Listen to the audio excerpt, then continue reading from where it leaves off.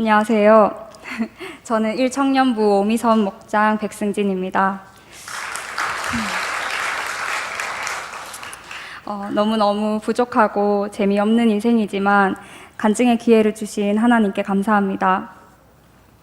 먼저 저는 권혁준 형제와 결혼하게 되면서 남편이 섬기던 사랑이 꽃피는 교회로 오게 되었습니다. 10월이 되면 햇수로 만 2년이 됩니다. 그런데 저는 이 교회에 대한 특별한 기억이 있습니다.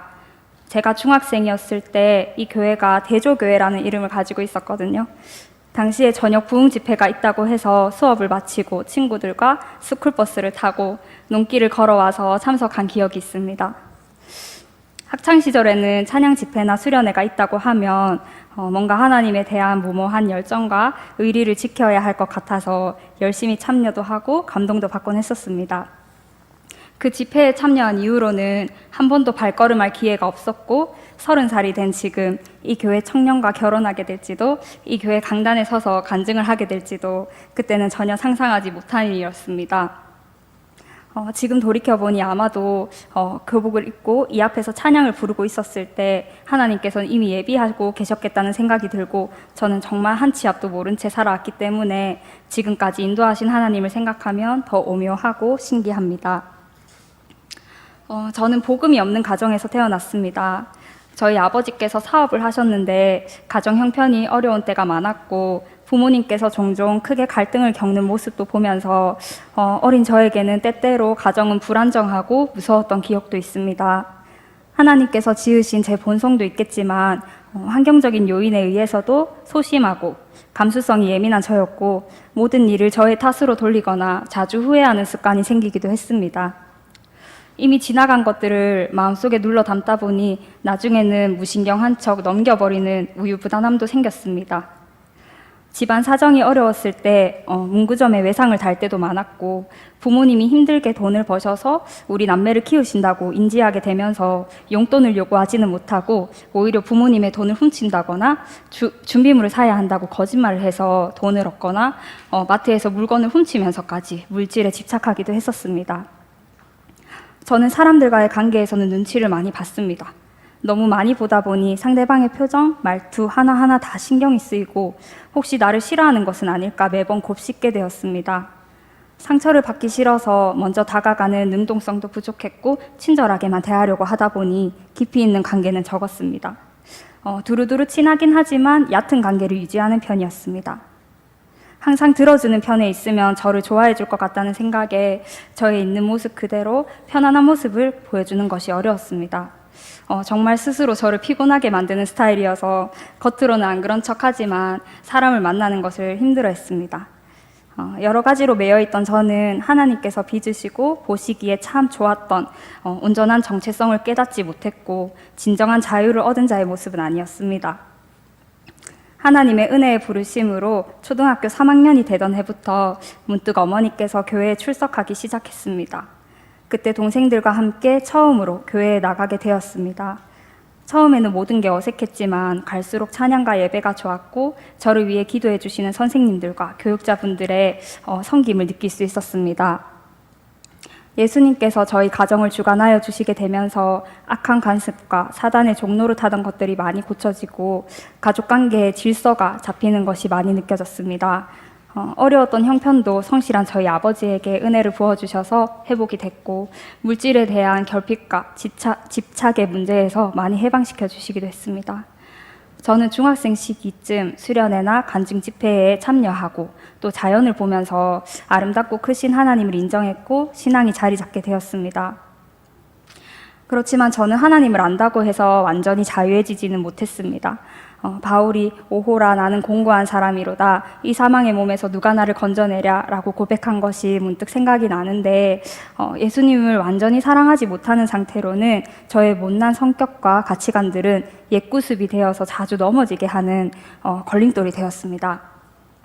그런데 최근에 하나님께서 저의 연약한 부분을 다루고 계시다는 생각이 많이 들고 있습니다.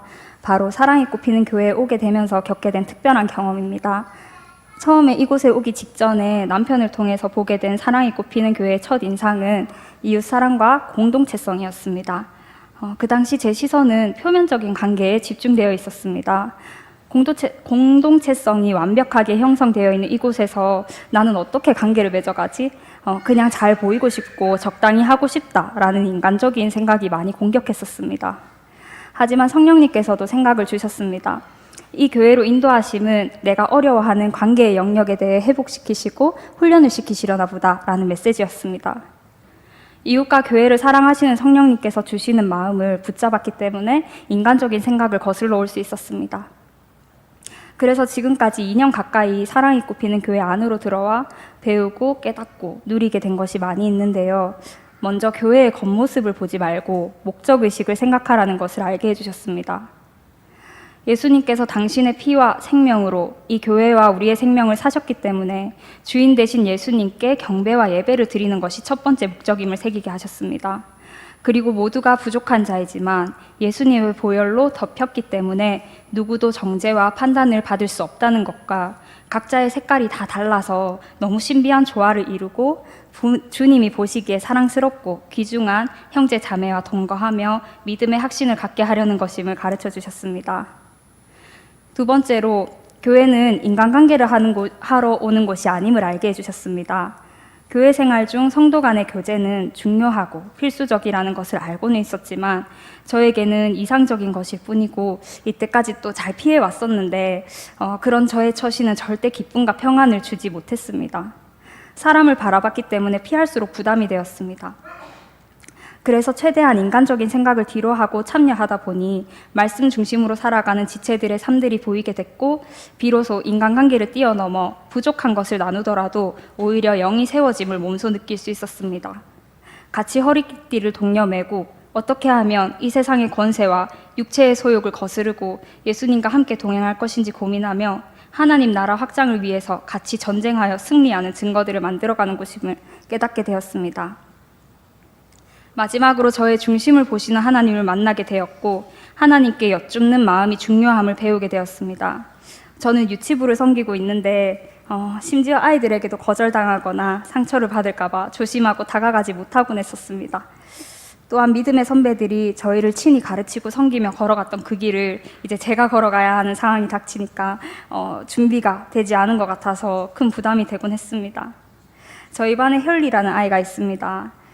혈리가 어느 주일 예배 시간에 갑자기 밖에 나가 놀고 싶어 해서 따라서 나갔지만 어서 유치부실로 데려가야 할 것 같은 생각만 가득해서 난감했던 적이 있었습니다. 아무리 설득해도 제 말은 저 먼 곳에서 울리는 시끄러운 꽹과리 같았고 아무 능력이 없어서 허탈했습니다. 그러면서 저는 하나님께 여쭈었습니다. 하나님, 어떻게 하면 좋을까요? 혈리가 예배 중에 자꾸 밖에서 놀려고 하는데 어떻게 할까요? 그냥 오래 참고 온유하면 되나요? 저는 정말 모르겠어요. 라고 속으로 기도하는데 갑자기 하나님께서 혈리는 네가 생각하는 것보다 훨씬 더 많이 내가 사랑한다. 그리고 혈리라는 존재 자체가 내게 예배다. 라고 말씀해 주셨습니다.